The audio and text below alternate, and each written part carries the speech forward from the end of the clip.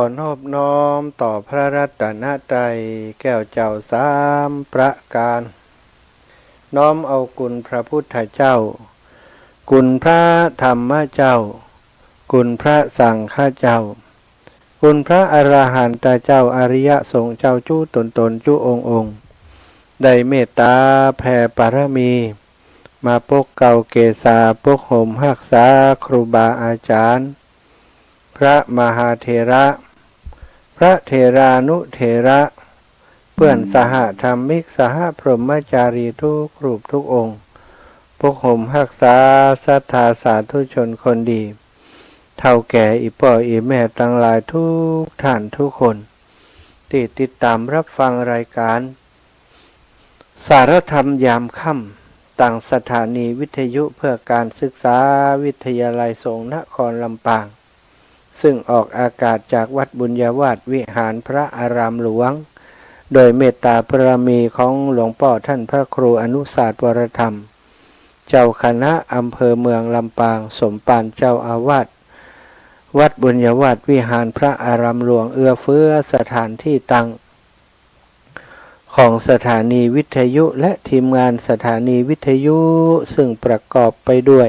ท่านดร.จิรศักดิ์ ปันลำผอ.สถานีผู้อำนวยการสถานีดร.แอมพัชริยาฟ้องจันตา เจ้าหน้าที่สถานีฝ่ายรายการน้องนัทสถาพรสุธาคำน้องดิวอนุพงษ์ตาจินะช่างเทคนิคของสถานีร่วมกันดูแลทำให้สถานีของเขาออกอากาศอย่างต่อเนื่องตั้งแต่ตี 3จน 4 ทุ่มนะทุกวันโดยเฉพาะรายการธรรมะก็มีครูบาอาจารย์พระสงฆ์องค์สังฆเจ้าสลับสับเปลี่ยนกันมาจัดรายการทุกวันศรัทธาญาติโยมศรัทธาพ่อแม่ทั้งหลายก็เฝ้าติดตามกันได้คนก็ติดตามมาโดยก็โทรศัพท์มาสนทนาอุจากันโดยทุกวันเป็นกำลังใจครูบาอาจารย์ทุกรูปทุกองค์ก็ต้องขอบคุณทุกท่านทุกคนเป็นอย่างสูงที่ให้ความใส่ใจให้ความสนใจรายการธรรมะแล้วก็ยังให้กำลังใจตลอดถึงช่วยทนุบำรุงช่วยค่าน้ำค่าไฟช่วยเหลือ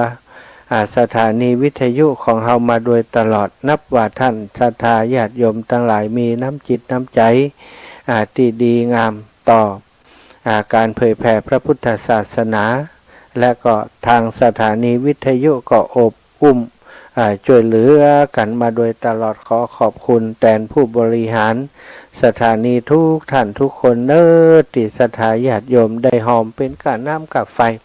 กาใจจ่ายต่างๆมาโดยตลอดขอบคุณทุกท่านเป็นอย่างสูงพบปะกันวันนี้ศรัทธาอีพ่ออีแม่ทั้งหลายวันที่19วันที่19เดือนธันวาศักราชพระพุทธาได้2567พระวษาก็ใกล้จะหมดเดือนธันวาแล้วอีพ่ออีแม่วันที่19วันพรุ่งนี้ก็เช้าแล้ว นับวันนับคืนท่านอาจารย์สมชาตินี่นับวันติ๊กๆมันอย่างใดล้ำเหลือ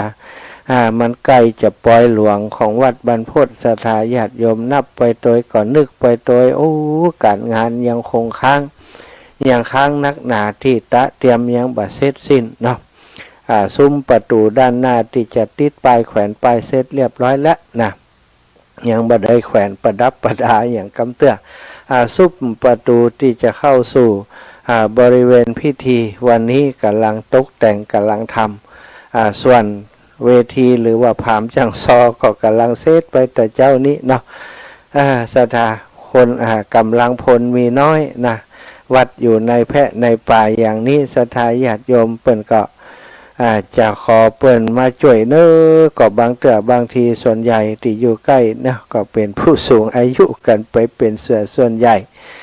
ก็เลยบักการรบกวนบางเปิ้นมาก็บ่ฮู้จะให้เปิ้นยะหยัง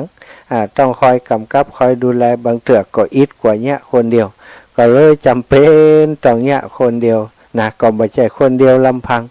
โดยพระภิกษุสงฆ์องค์สังฆเจ้าในวัดนี้เหมือนกันศรัทธานอนนับวัน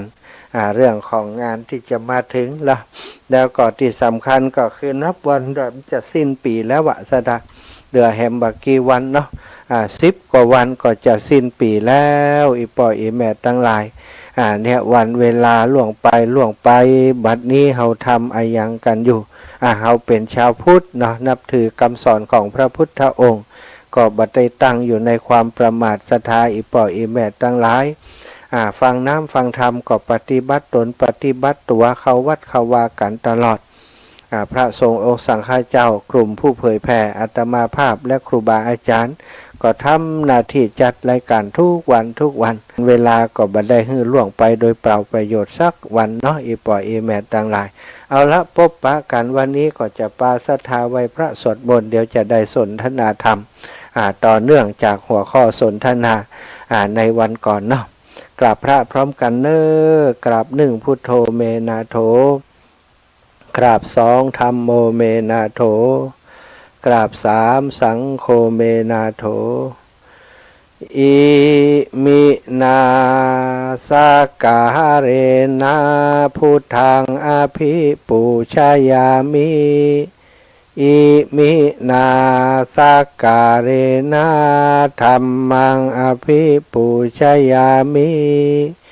อิมินาสการเรนะสังฆังอภิปูชยามิอะระหังสัมมาสัมพุทโธภะคะวาพุทธังภะคะวันตังอภิวาเทมิกราบสวากขาโตภะคะวะตาธัมโมธัมมังนะมัสสามิ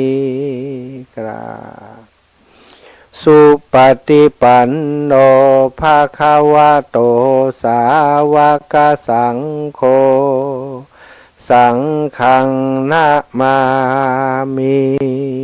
กราบนะโมตัสสะภะคะวะโตอะระหะโตสัมมาสัมพุทธัสสะนะโมตัสสะภะคะวะโตอะระหะโตสัมมาสัมพุทธัสสะนะโมตัสสะภะคะวะโตอะระหะโตสัมมาสัมพุทธัสสะพุทธังสารนังกัจฉามิธัมมังสารนังกัจฉามิสังฆังสารนังกัจฉามิตุติยัมปิพุทธังสารนังกัจฉามิตุติยัมปิธัมมังสารนังกัจฉามิตุติยัมปิสังฆังสารนังกัจฉามิตาติยัมปิพุทธังสารนังกัจฉามิตาติยัมปิธัมมังสารนังกัจฉามิตาติยัมปิสังฆังสารนังกัจฉามิอิติปิโสภะคะวะอะระหังสัมมาสัมพุทโธวิชชาจารณะสัมปันโนสุขะโตโลกวิทูอนุตตโรปุริสธรรมะสารทิสัทธาเทวมนุษย์สานังพุทโธภะคะวะติสวากขาโตภะคะวะตาธัมโมสันทิฏฐิโกอากาลิโกเอหิปัสสิโกโอปันนายโกปัจจตังเวทิตาโพวินโยหิติสุปฏิปันโนภะคะวะโตสาวกสังโฆอุชุปฏิปันโนภะคะวะโตสาวกสังโฆยายาปฏิปันโนภะคะวะโตสาวกสังโฆสามิจิปฏิปันโนภะคะวะโตสาวกสังโฆยะทิทังจัตตาลิปุริสายุคานิ อัฏฐปุริสาปุคลาเอสาภะกาวะโตสาวกสังโฆอาหุนายโยปาหุนายโยทักขินายโยอัญชลิกะระนิโยอนุตตรังปุญญเขตังโลกัสสาติ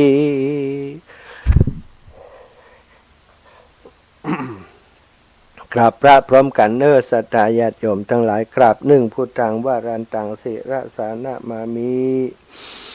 กราบสองธรรมังวารันตังสิระสานะมามิ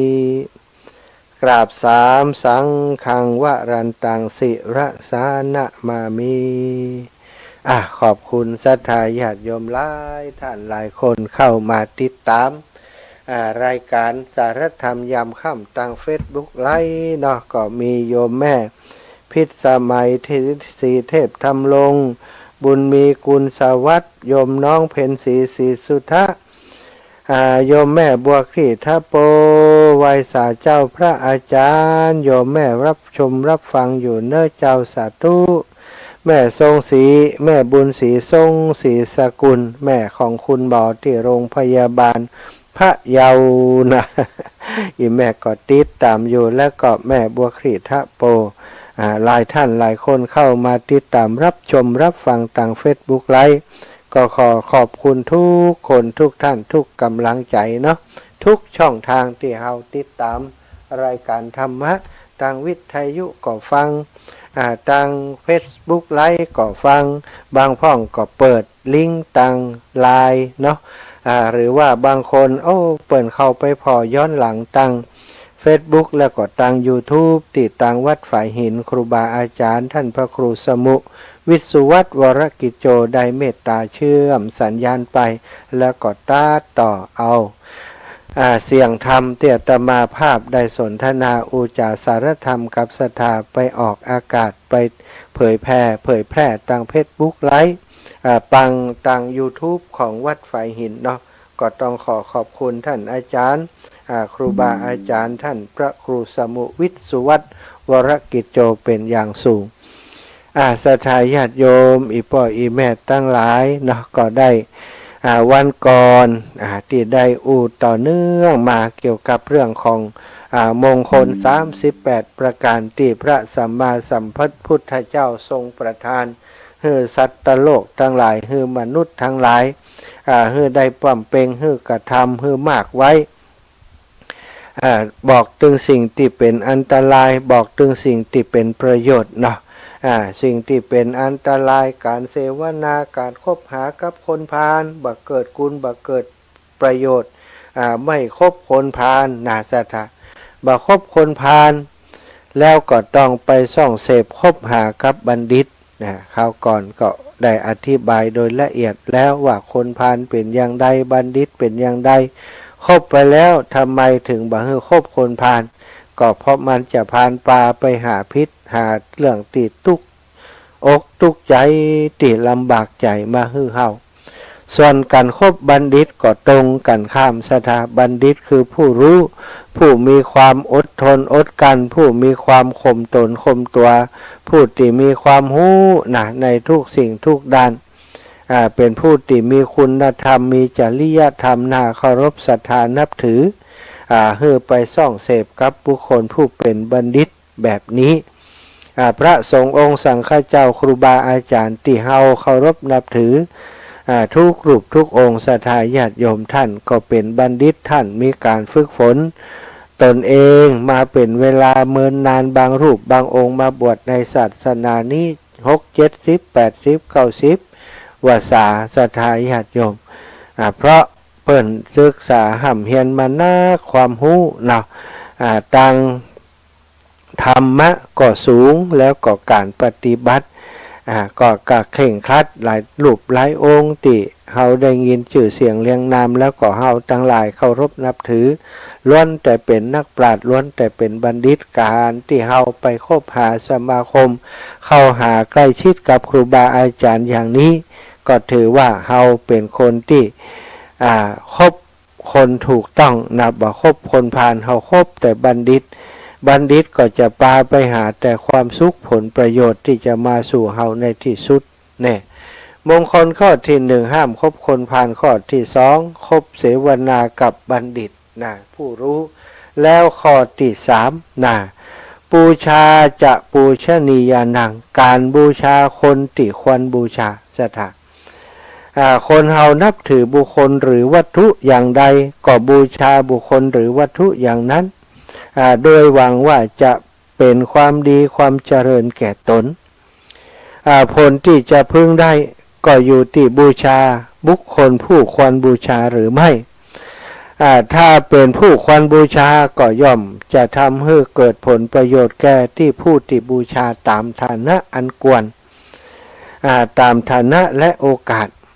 ถ้าบูชาบุคคลผู้บ่สมควรที่จะบูชาก็ปราศจากประโยชน์ถ้าตนเข้าในภายหลังให้แล้วก็จะรู้สึกเสียใจว่าโอ้บ่ควรที่จะไปบูชาคนเช่นนั้นเพราะเหตุนั้นจึงเป็นหน้าที่ของผู้บูชาจะพึงเลือกแต่ผู้ที่สมควรบูชาเท่านั้นในข้อนี้การบูชาบุคคลที่ควรบูชาสถานจะได้บ่เสียใจโอ้ไปหลงบูชาคนอย่างก็บ่ฮู้นะคนที่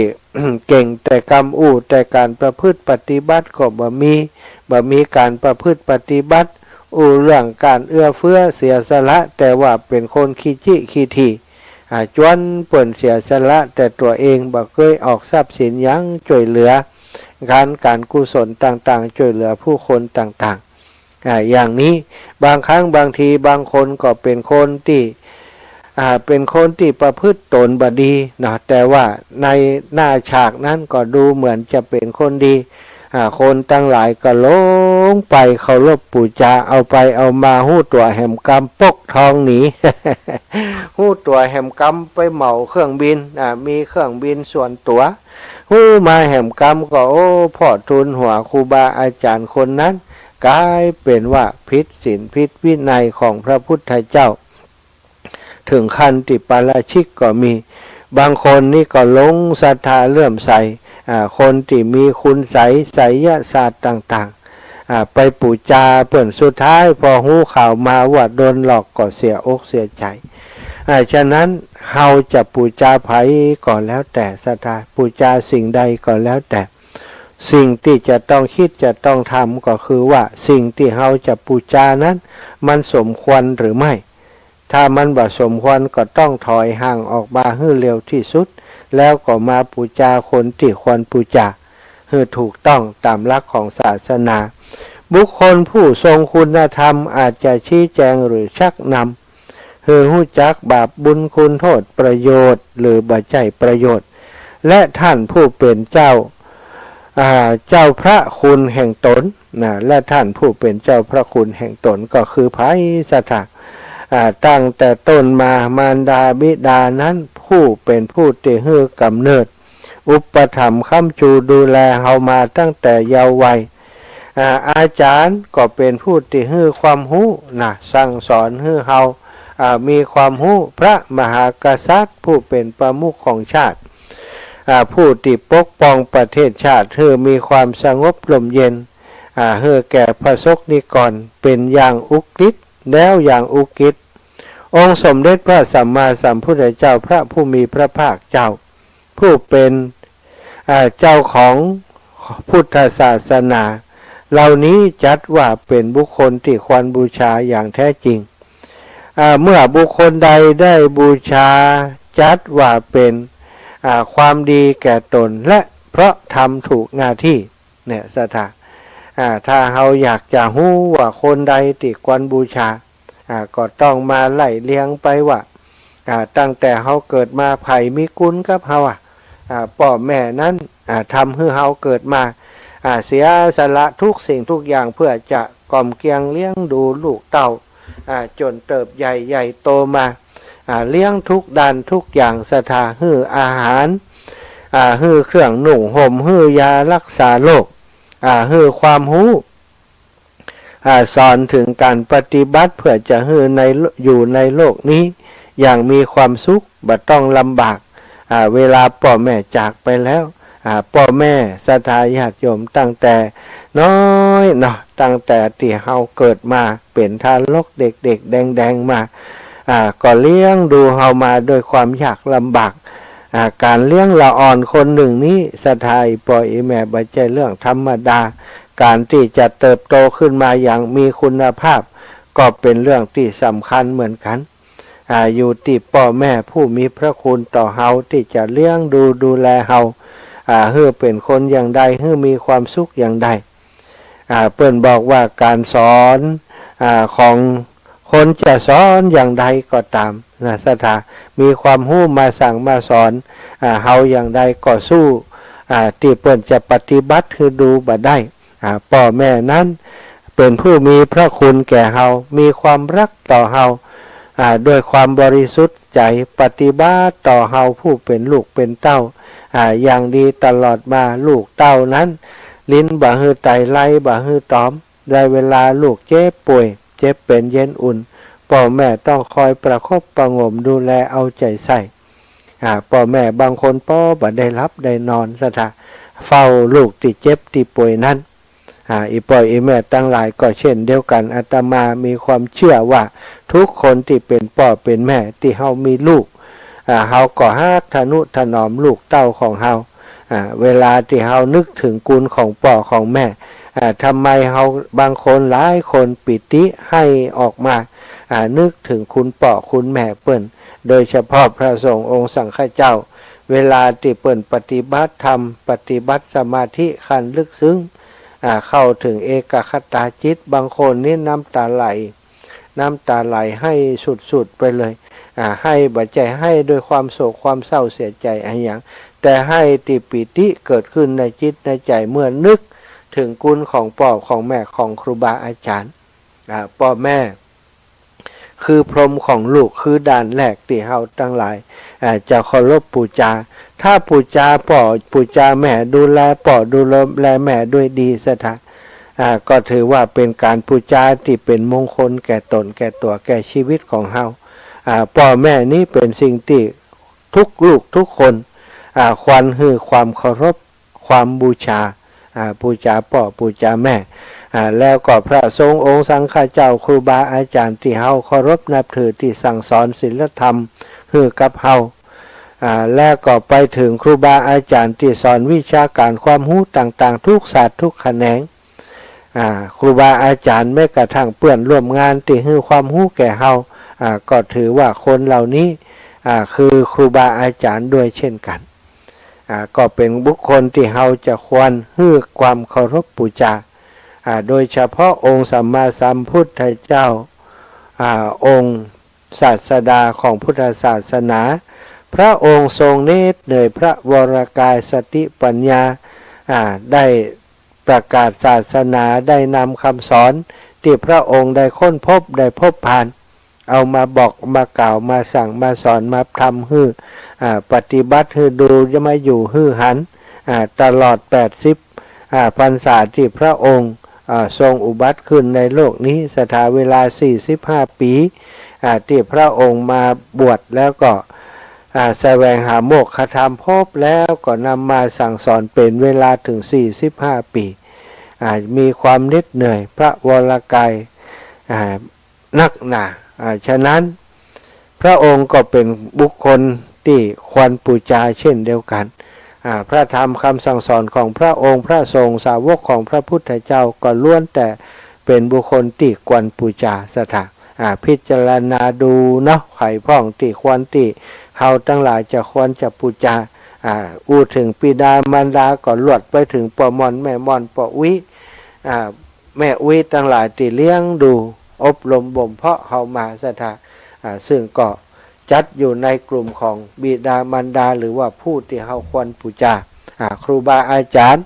ทุกศาสตร์ทุกแขนงก็เป็นผู้ที่ควรบูชาพระสงฆ์องค์สังฆเจ้าครูบาอาจารย์ที่ปฏิบัติดีปฏิบัติชอบทั้งหลายพระภิกษุสงฆ์องค์สามเณรเจ้าที่เผยแผ่พระพุทธศาสนาเป็นธรรมทายาทเป็นศาสนทายาท ทุกกลุ่มทุกองค์ที่ปฏิบัติดีปฏิบัติชอบก็เป็นบุคคลที่เฮาทั้งหลายควรบูชาเปิดเผยแผ่พระธรรมคำสอนเสียสละประโยชน์สุขส่วนตัวมาทำหน้าที่เผยแผ่น้ำธรรมคำสั่งสอนปฏิบัติให้ดูอยู่ให้หันนำคำสอนมาเผยแผ่มาบอกกล่าวหมู่เฮาอันนี้ก็คือบุคคลที่ควรบูชา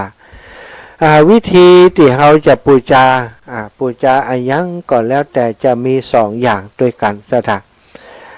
มี2อย่าง2ประการการบูชาอย่างที่1บูชาโดยวัสดุสิ่งของเช่นเฮาถวายประทีปธูปเทียนสุคนทชาติดอกไม้เครื่องหอมต่างๆแก่คนที่เฮาควรเคารพบูชาอันนี้เป็นเรียกว่าอามิสบูชารวมถึงเสื้อผ้าอาภรณ์ต่างๆที่เฮาหมอบให้กับพ่อกับแม่ผู้มีพระคุณหรือว่าตลอดถึงพระสงฆ์องค์สังฆเจ้าสิ่งเหล่านี้เปิ้นเรียกว่าการบูชาด้วยอามิสอามิสก็คือของคือสิ่งที่เฮาสามารถนำมามอบให้กับเปิ้นได้อันนั้นเรียกว่าอามิสบูชาอย่างที่2บูชาด้วยการปฏิบัติปฏิบัติตามที่พ่อแม่ได้อบรมสั่งสอนที่ครูบาได้อบรมสั่งสอนตลอดถึงได้เป็นศาสนิกที่ดีของพระพุทธศาสนารับฟังคำสั่งสอนของพระพุทธเจ้าน้อมนำมาประพฤติปฏิบัติพระสงฆ์องค์สังฆเจ้าสั่งสอนทำให้เฮาก็ปฏิบัติตามที่เปิ่นสั่งเปิ่นสอนการบูชาอย่างนี้เรียกว่าการบูชาด้วยประการปฏิบัติตั้งตนให้อยู่ในโอวาทของครูบาอาจารย์ของพ่อของแม่ของพระรัตนตรัยแก้วเจ้า3ประการอันนี้เรียกว่าการประพฤติตนเป็นธรรมจารีเรียกว่าเป็นการปฏิบัติบูชาการบูชาโดยการปฏิบัติบูชานี้เป็นข้อที่มุ่งหมายเป็นความมุ่งหมายในพระพุทธศาสนาสมเด็จพระสัมมาสัมพุทธเจ้าบ่ได้ทรงหวังอย่างอื่นจากการที่มาเผยแผ่ให้กับเฮามาดูแลศาสนิกหรือว่าสาวกทั้งหลายพระองค์บ่ต้องการอามิสสินจ้างหยังสักอย่างพระองค์ทรงหวังเพื่อจะให้คนทั้งหลายได้เข้าสู่การปฏิบัติพระองค์บอกว่าเฮาบ่ต้องการของบูชาที่เป็นอามิสบูชาการบูชาด้วยอามิสนั้นถามว่าดีก็ดีแต่ว่าถ้าจะให้พระองค์พึงพอใจนั้นพระองค์พึงพอใจคนที่ปฏิบัติบูชามากกว่าการบูชาโดยวัสดุสิ่งของนั้นเป็นการบูชาทางภายนอกแสดงออกทางภายนอกแต่ว่าการบูชาด้วยการปฏิบัตินั้นเป็นการบูชาจากภายในจากการปฏิบัติของคนคนนั้นของหมู่เฮาสถาการบูชาด้วยการปฏิบัติบูชานี้เป็นข้อที่มุ่งหมายในพระพุทธศาสนาอย่างยิ่ง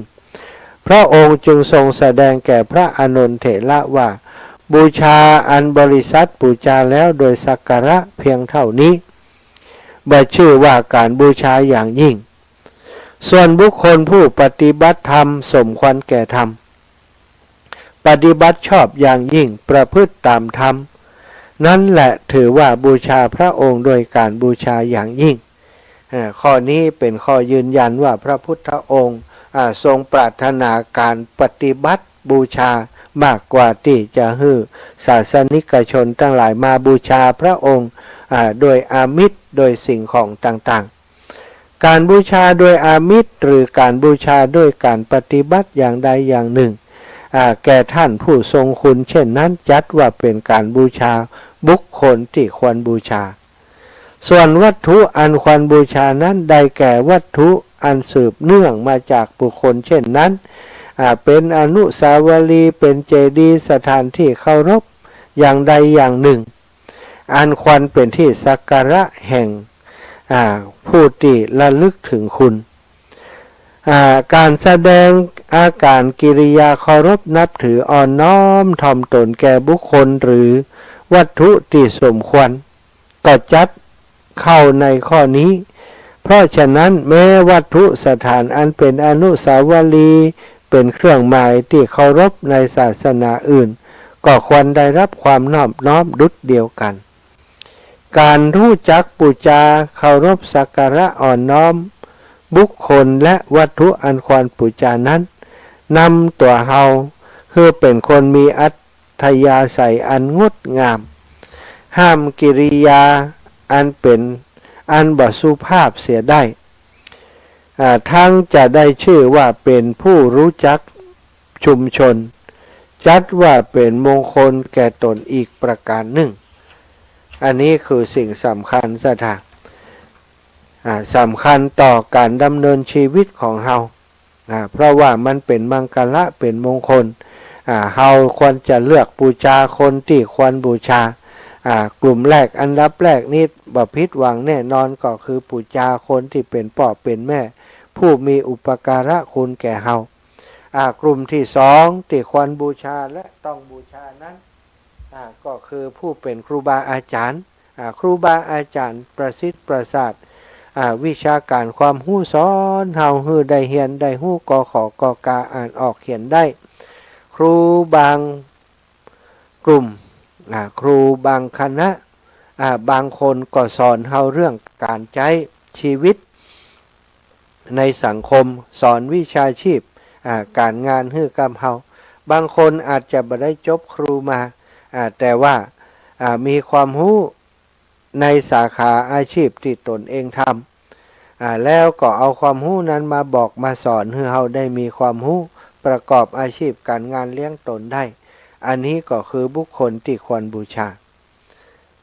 พระรัตนตรัยแก้วเจ้าสามประการนี้ก็เป็นสิ่งที่ควรบูชาอย่างเลิศอย่างชั้นเลิศอย่างยิ่งกุลของพระพุทธเจ้าพระธรรมเจ้าพระสังฆเจ้าที่มีต่อสัตว์โลกตั้งหลายศรัทธาญาติโยม 2,500 ปีที่พุทธศาสนาเกิดขึ้นในภัตตกัปนี้จนมาถึงเฮาปัจจุบันนี้ก็มีประโยชน์เกื้อกูลธรรมให้คนตั้งหลายได้มีทิศทางได้มีลู่ทางได้มีทางเดินได้มีเข็มทิศที่ถูกต้องควรที่เฮาตั้งหลายจะบูชากุลของพระพุทธพระธรรมพระสงฆ์พระองค์ปรารถนาการบูชาด้วยการปฏิบัติมากกว่าการบูชาด้วยอามิตรหรือว่าวัตถุต่าง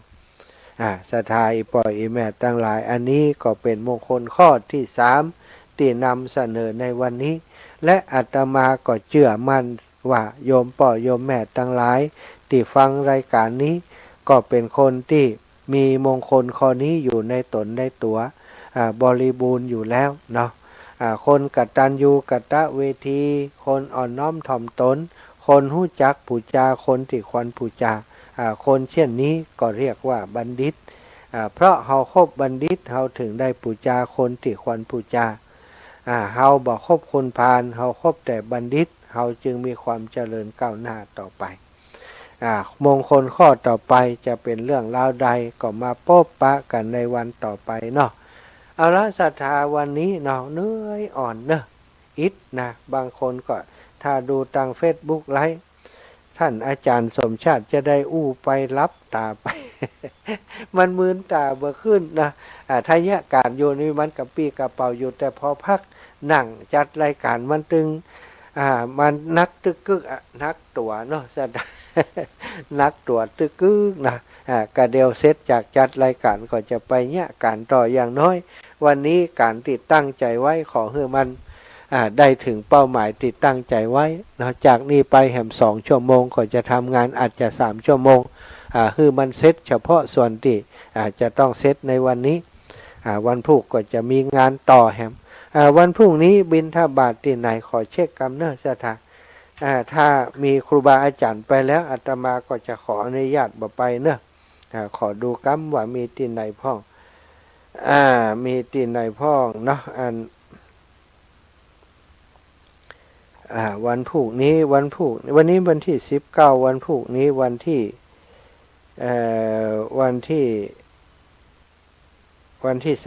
20ไปนึกอย่างเมินน่ะ 19แล้วก็เช้ากะวันที่20บ้านสายที่1บ้านต่อสายที่2 ตลาดลำไยสายบ้านศูนย์บ้านปลาไข่บ้านทุ่งผาอันนี้ท่านอาจารย์บวรวิทย์สายที่สามปงแสนทองอันนี้พระครูสิริธรรมบัณฑิตไปโอ้อาตมาหลอดตัวเนี่ยขออนุญาตพักผ่อนวันพรุ่งนี้วันฮือวันที่21ก่อยไปวันพรุ่งนี้บ่ปะกันเนอะพี่น้องปงแสนทองปงแสนทองวัดศรีกัมแล้วก็บ้านวังแขวงบ้านเหมาะสมวันพรุ่งนี้อาตมาขออนุญาตพักแล้วก็ทำงานแต่เจ้านายวันนี้นี่สมาเลเทเมา วันนี้ได้ไปฉันเพลเนาะที่บ้านโยมแม่บัวลอยสายเขียวซึ่งโยมแม่เปิ้นได้กราบนิมนต์หลวงพ่อท่านพระครูอุดมศิริทัตน์ซึ่งมีอายุเท่ากันเป็นตุปอเชียว ตุอุ้ยนะตุเชียวกับอีแม่โยมแม่ได้นิมนต์ไปฉันที่บ้านเนื่องในวันนี้เป็นวันเกิดของอาจารย์ท่านพระครูอุดมศิริทัตน์โดยหลวงพ่อก็จวนบอกว่าแม่บัวลอยบอกให้จวนท่านมาหาไปจิมเปิ้นโทรมาจวนก็ใจอ่อนซะนะตัวเปิ้นไป บอกหลวงพ่อว่าห้ามแอวที่ไหนนะหลวงพ่อฉันเพลแล้วก็กลับนะผมต้องกลับมาทำงานถ้าผมบักกลับมานี่กว่าว่างานมันจะบัดแล้วบัดตันเสร็จวันนี้เวลาตอนเจ้าก็เลยเนี่ยการได้กำเดียวน้อยๆเดียวแล้วก็สวะงานไว้ให้กับทุกปีเปิ้นญาติโยมที่เปิ้นมาช่วยให้ทำต่ออาจารย์ตมากลับมาพอจะ2 โมงแล้วสถานก็มาลุยต่อจนเสร็จแล้วก็มาทำงานทำซุ้มประตูแหมส่วนหนึ่งต่อตอนนี้ยังบ่เสร็จก็เดี๋ยวจะไปทำต่ออย่างที่บอกเนาะอนุโมทนาบุญขอบคุณแม่บัวลอยสายเขียวเนอแตนหลวงพ่อท่านพระครูแล้วก็ท่านอาจารย์ใหญ่ท่านพระครูสมปันเจ้าอาวาสวัดนางแลที่ได้เมตตาตอนรับขับสู่ดูแลและไปฉันเพลร่วมกันที่บ้านของโยมแม่บัวลอยสายเขียวขอบคุณคณะศรัทธาทุกท่านทุกคนเนอะพี่น้องบ้านนางแลติดทำกับข้าวกับปลาดูแลครูบาอาจารย์เป็นอย่างดีก็เป็นบุญที่ได้มาพบมาปะกันกับโยมพ่อโยมแม่โยมพี่โยมน้องทั้งหลายและได้มาเคารพนับถือครูบาอาจารย์ก็กลายเป็นว่ามีติจังติเปื่องมีครูบาอาจารย์คณะเดียวกันกลุ่มเดียวกันเนาะโยมแม่ทั้งหลายวันนี้ก็ชื่นอกชื่นใจละครูบาอาจารย์ไปฉันถึงบ้านถึงจองส่วนงานของวัดบรรพตสถิตนะวันที่26นะอาตมาภาพก็ขอเชิญชวนกับศรัทธาญาติโยมไผจะมาร่วมโรงทานไผหรือว่าอยากจะมาฟังซอบได้ท่านอาจารย์มีโรงทานใดก็ได้ไปเป็นอย่างเนาะ มาเตอร์นะโรงทานก็มีหลายคณะอยู่ที่เพิ่นจะเอามากันอาตมาภาพนี้เป็นเจ้าภาพโรงทานก๋วยเตี๋ยวตลอดงานนะบ่มีมดเนอะศรัทธาบ่ไล่บ่เลิกเนาะแม่ก้าก๋วยเตี๋ยวนี่จองไว้วันค่ำเลยละวันที่26เฮือเปิ่นมาทำก๋วยเตี๋ยวดูแลคนเฒ่าคนแก่บางเตอกินข้าวบ่ล้ำขอก๋วยเตี๋ยวจิมเตอนะก็จะเอาก๋วยเตี๋ยวมาร่วมบุญโยมน้องบุญที่ราโยธาก็ได้หอมเส้นมาหอมลูกจิ้นมาเนาะมาแล้วเนอะโทรศัพท์มาแล้วเจริญพรโยมแม่รัตดา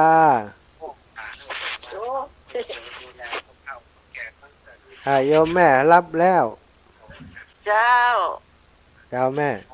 เจอแล้วเจออย่างเจอที่เนี่ยก็เจอรายการเนี่ยก็ น้องยาไปเลยหมดได้ที่ไปได้นี่แล้ว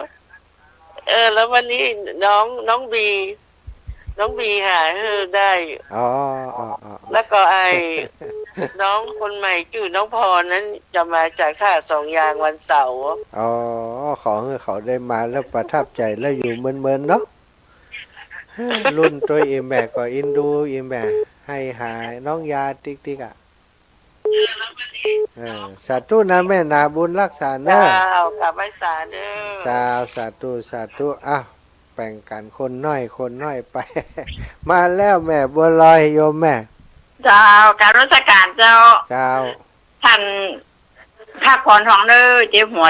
นะเป็นห่วงเด้อกลับมาก็เนี่ยการตอมเดียวนี้ถ้า4 ทุ่ม 5 ทุ่มว่าจะได้ย่างนี่ไหมจะเร่งให้มันถ้าใกล้มามัน เอาบัตรตันน่ะจะอิดแหมว่าไอ้แม่เจ้าเดี๋ยวก็ดิ้งใกล้แล้วนะนั่นแหละมันใกล้ขนาดแล้วเดี๋ยวนี้ใครฮื้อวันผูกนี่จะตั้งซุ่มตอนนี้ขึ้นแล้วเลยอ่ะคือมันเซ็ตวันผูกเลยแล้วก็จะได้ประดับประดาตกแต่งกันตุ้งเติงอย่างนั้นรู้ไหมเจ้านะคนมันน้อยจังเงี้ยอย่างได้เนาะเจ้ามันมีหมู่บ้านเนาะใช่ละเอ็มเจ้าแม่ก็ใจดีถันมาอิ่มอกอิ่มใจน่ดีใจดีอิ่มใจแต่ละแม่โอ้ถ้าหันมาได้อิ่มใจหมดหรอกซึ่งหลวงพ่อหลวงพ่อโอ้ดีใจโทรมาแต่ว่าเหมือนแรงอันแม่ร้อยบอกชวนไปหน่อยวะดีใจขนาดนั้นหลวงพ่อชวนขนาดอาจารย์ลูกผู้มาเนี่ยนะพอแต่ใครก็มาแล้วพ่อถามว่าแม่แต่มาบิณฑบาตก็แล้วใจได้มาสักกรรมเนาะได้มาสักกรรมแม่เจ้าเจ้าถ้าแผ่แล้วเราจะเจ้าทานไปไหนนะบิณฑบาตอันแต่เจ้านี่ไปบินถ้าบาติสีหมดเก้าหนองยางอีแม่ถ้าเขาไปบินจ่วยเปิดนี่มันจะต้องหุงข้าวให้น้องหมากินอ่ะมันก็ละอ่อนมันเข้าปอการแต่เจ้ากะว่าอันไปบินถ้าบาทเก็บไว้สักน้อยอินแต่วันถูกกับได้ไปอันจ่วยเพราะว่าท่านพระครูสิริธรรมบัณฑิตวันนั้นเขาก็ไปแตนเปิ้นนะวันผูกคือเปิ้นทำหน้าที่พ่อวันถือเปิ้นจะไปกับท่านอาจารย์มหานพดลกับสงสัยจะแตนอาจารย์เห็นว่าถ้าอาจารย์ไปเขาก็จะพักเราถ้าอาจารย์ไปเขาก็จะพักเจ้าแม่ขอสู้บุญแห่งสามแม่เนอะจ้าดีมีสุขแม่สาธุเจ้าสาธุกราบนมัสการในเจ้าเจริญปอนแม่สายทองคุณว่าสาเจ้าเป็นได้โอนไปเท่าเนิ่มผู้คนนั้นเป็นยังจากโรงเรียนก่อนนะคำพ่อผมเป็นยังอันก่อนวันเสาร์คุณเจ้านะเจ้าโยมแม่นโมทนาด้วยนะได้เลี้ยงก๋วยเตี๋ยวนี่หน้าการได้เลี้ยงก๋วยเตี๋ยวตัวเปิ่นวันค่ำมดกลับไปซื้อนะมันอยู่บักไก่เวียงถ้ามดอันอย่างมดก็หล่นไปซื้อก่อนไก่จะมดมันตึงใจใกล้ก๋วยเตี๋ยวอ่ะเจ้าเนาะมันอ่อนกับพี่แป้งกินบ่อยเจ้านโมทนาบุญด้วยนะเจ้าสาธุเจ้าสาธุบุญด้วยนะเจ้าสาธุแม่สุแก้วศรีละพรเจ้ากลับไว้สานะเจ้าท่านพระมหาเจ้าแม่โอ้ติดตามร้อยโสดหานจังโชเปิ้นกังงามคุ้มประตูเปิ้นกังงามโอ้ยโอ้โหบุญเป็นบุญกันตาของแม่ชุกเกี้ยวเด้อเป็นหอนนั่นน่ะโอ้เนี่ยกันเนี่ยแต่ว่าคนน้อยคนน้อยจากการนักตัวนะเจ้าไหว้พระโดยท่านพระมหาแล้วเนอะสาธุแม่ไหว้พระโดยทุกวันนะเจ้าสาธุขอบคุณนี่แม่เนอะเจ้าติดตามทุกระยะต่างเด้อสาธุจะโอนก้าก๋วยเตี๋ยวเข้าไปให้อยู่เด้อวันพุกนะเจ้าได้เลยโอนลงทานก๋วยเตี๋ยวท่านพระมหาเลี้ยงวันข้ามมันน่ะเจ้าแม่เจ้ากลับไว้สาสาธุเด้อเจ้าเด้อเจ้าปั่นกันคนน้อยแม่ลิโยมแม่ลินี่มาเนาะหบเอาอีแม่มาไปสาเจ้าอยากให้อีแม่มาขนาดนักนะอันแม่จะไปอยู่เจ้าไปได้เนาะดีใจมากเลยบ่มีอย่างจะไปถวายท่านะจะมีกระจายไปเอาหัวใจมากับปอนละเนาะเจ้าอันอย่างก็จะเมาโลกกันไปดีใจขนาดเลยเจ้าคือนี่อันทางเพิ่งมาออกอากาศได้แม่ไม่ได้โทรหาเพิ่นประการคือนะทางน้ำพอดมใจว่าคือน่ะแต่คืนกะเจ้าแต่คืนนี่เดี๋ยวก่อนเนอะแต่คืนนี่ไผ่พองเมื่อว่าอาจารย์นพดลนะปานเสียงเมืองเพิ่นน่ะคือนะแต่คืนแม่นอันนั้นก็ท่านพระครูบ้านนั้นเมืองพานก็จ้ะ อ๋อกะก็แม่ก็นึกว่าอันท่านนพดลว่ะอ๋อเจ้าเจ้าครูจากเมืองพานนี่แม่เจ้าแม่ก็จะไปอยู่เจ้าเนาะมาไปเนาะร่วมวงจ้าอย่างว่านะกะเจ้าแม่จะไปถวายอย่างกระบอกนี้จะไปร่วมทำบุญอ้ำใดนะเจ้าเพราะมาอย่างอีก็ดีใจแล้วเขาอยากให้แม่มากันต้องใครไปห่างอีท่านเพิ่นได้ห่างกันเด้ออีกะเพิ่นไปแอวว่าท่านเนี่ยกะเขาไปหาแม่2 เตือแล้วอ่ะจ้าจ้าสาธุไว้สาเจ้าไว้สาธุเจ้าโอ้แม่ลิบันโทเนาะอันนี้ก็เป็นญาติของท่านอาจารย์วรรณชัยชยานันโทเนอะสถาอันนี้ป้าการเดินธุดงค์ก็ไปป้าอีแม่บอกเจริญปอนโยมแม่มอมเจ้าไว้สาเจ้าแม่มอมอินแก้วสาธุเจ้าแม่ก็ดูเรื่องไปหลวงไปยังค่อยไปแต่แม่ก็ไม่ไปอ่ะน่าเก่ามาแต่ว่ามีบุญก็ไปหอนสักเตื้อแต่เนาะนั่นเก่ามาตัดปอยหลวงนี่เต้อมันจะได้ต้อนรับเต็มที่น้อยนะเดี๋ยวนี้อันไปถึงลูกแต่นะกะพ่อแม่เตียวไม่ได้นะเตียวลำบากหลักเจ้าปะกันจ้าไปเนาะเอาสาธุขอบคุณโยมแม่เนอะไม่สาเนอะบุญมีก็ล่างไม่เสื่อเนาะนั่นน่ะบุญตึงมีนะเจริญปอนโยมแม่ย่านวลยอดคำปานเจ้าไว้สาเจ้าเวลาก็โว้ยจากใครอยู่ติ๊กเนาะปั๊บมันไหลชับติ๊กมันเน้นคอติ๊กนี่ยักการพร้อมได้ย่างเนาะได้ย่างเดี๋ยวต้องไปต่ออย่างน้อย3 ชั่วโมงเพื่อจะฮู้เสร็จเลยวันนี้เสร็จตึงสูงตึงคันเนี่ยบัดเนี่ยก็จะบัดตันเนาะแม่มันเนี่ยก็จำตันจ้าไปก็เสียเวลาเนาะจ้ามัน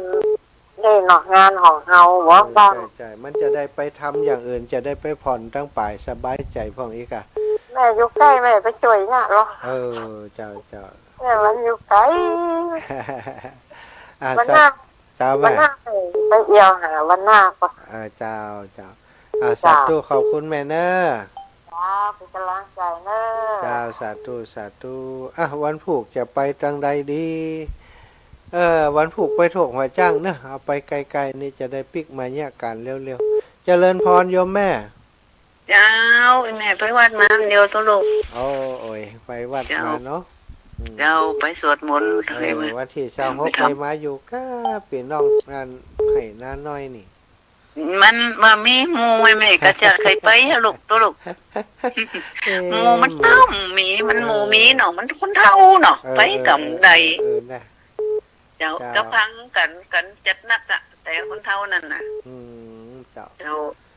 เป็นยังเนาะถ้ามาได้ก็ทรงใจมะเจ้าแม่จะโอนไปเฮอเด้อไปทำบุญด้วยเนาะเจ้าโยมแม่เจ้าสาธุเจ้าสายนี้มาจากล่องวัวแดงฮือทายว่าเป็นไผบ่ฮู้เป็นว่ายายพรยายพร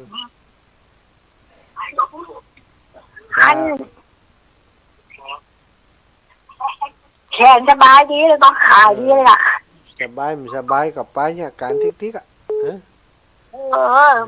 เนี่ยมันจะขออักเสบนะจ๊ะจากมันอักเสบกับปล่อยมันบ่หัวเอาแล้วงานว่ะแล้วงานก่อยให้เอาเนาะสาธุขอบคุณยายพรมีแหมสายเข้ามาก่อนเวลาจะหมดขออนุญาตฮับก่อนเนอะยายเจ้าแม่กราบแก้วสีอินแก้วสายสุดท้ายเนอะเจ้าไปตัดกันอาจารย์แล้วแม่ห้องก๋วยเตี๋ยวนะเจ้าร้านให้ยาทำโยมแม่ยำหันอาจารย์วานุถ้ายาทำ1,500 บาทกำลังประกาศเริ่มได้ยินประกาศได้ประกาศแหละว่าเป็นว่าได้ประกาศทายาทำสักกรรมฟังยำใดก็มีให้ยามไก่อยู่เดี๋ยวไปห้องมาปุ่นนะเนาะเจ้าแม่ห้องตั้มบุญนะเจ้าได้ไผจะเป็นชุดก่อนเดี๋ยวแม่ไปบุญแม่ไปห้องนะเจ้าแม่ พักผ่อน เอ้าเดี๋ยวจะแยกการโยมต้องสั่ง โอ้ย เอ้าให้มาแหมสายอยู่ลึกหลวงแล้วนี่อีแม่นี่ อ๋อพระสาเจ้า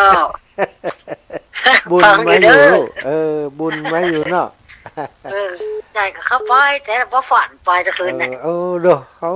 พอฝันมาอีก เปิดมาโอ้วัดเป็นงามมางามเลยหัว เด้อสัตว์ฝันจะฝันว่าเข้าไป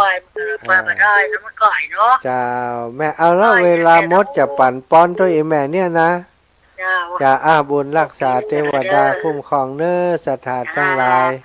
จัตตาโลธรรมาวัฏันติอายุวันโนสุขังพระลา